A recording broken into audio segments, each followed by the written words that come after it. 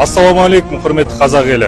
Еліміздің бірқатар өңірінде орын алған су тасқынына байланысты Маңғыстау халқының атынан Қазақстан Халқы Ассамблеясы, Маңғыстау Ассамблея жастарының атынан жиналған гуманитарлық көмегіміз жолға шықты.